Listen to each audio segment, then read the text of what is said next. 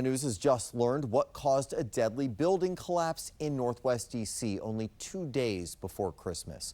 The official report reveals there were safety flaws at that site, but how were they overlooked? Our Felicia Ashley digging into that tonight.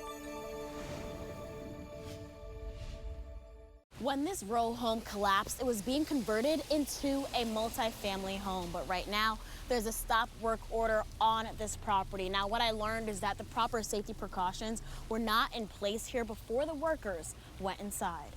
36-year-old Edgar Sifuentes was recently married and working to save up to buy his wife a home in Guatemala when this row home collapsed on him just 2 days before Christmas.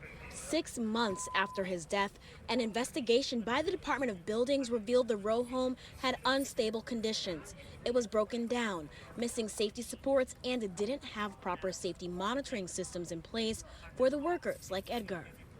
I'm here. We have a family member and we would like to know what happened. 7 News was at the home shortly after it collapsed. And during a news briefing with DC Fire and EMS Chief John Donnelly and the Director of DOB Brian Hanlon, Cifuentes' family showed up to the site. It's my brother-in-law, and that happened, I believe, at 9:41, and we are trying to seek for information. Let me stop for a minute. I know that he's buried in there. The wall fell off and nobody has tried to get them out. When are they gonna get them out? When can he go to the hospital if he's still alive? The family learned he died just seconds later.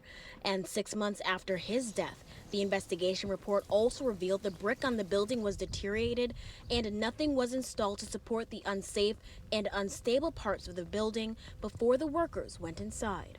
How is the city going to answer to this? The investigation revealed that monitoring devices that would have warned the workers while they were inside were never installed. It also revealed that support beams for the unstable and unsafe parts of this building also never installed. So right now we are pushing to get more answers to this question. The Department of Buildings says that it did a special inspection a week before this building collapsed. So how did it miss these risks? Those are the questions we are still looking to get answered. For now, reporting from Northwest DC, Felicia Ashley, 7 News. We've got new details into what caused a deadly collapse that killed a man just 2 days before Christmas. Thank you for joining us. I'm Scott Thuman. Despite an inspection done just a week before that collapse, an investigative report found a lack of safety monitoring systems. Our Felicia Ashley reported that last night, and now today she is learning the demolition was improperly done. This row home collapsed 2 days before Christmas, crumbling on top of Edgar Sifuentes, who was working on the renovation project. The Department of Buildings investigation found out there was a special inspection on the property just a week before it collapsed.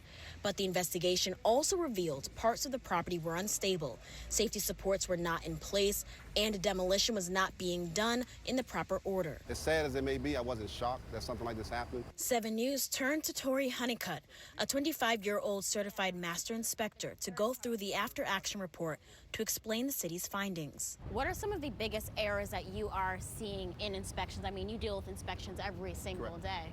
So my biggest thing is you're talking just regular home inspections, then you're dealing with building inspections as well. So it's a mix of both. So with building inspections, again, the third-party inspector, he's coming out, his benefit is to benefit the contractor. So he want to pass everything through as fast as possible so the contractor can get this house back on the market. According to city documents, a company called DMY Capital LLC did the special inspection days before the collapse. And reportedly, the DOB found no deficiencies in the agency. It's too easy to become a third-party inspector. And that's the biggest problem I've run across in my 20-plus years dealing here. Third-party inspectors are passing things, have no experience, and no understanding really of structures. DC have to make either hire enough inspectors to run the city or make it more difficult for the third-party inspector to become a third-party inspector. I'm also learning that the city's Department of Buildings recently made changes to its inspection program and protocols.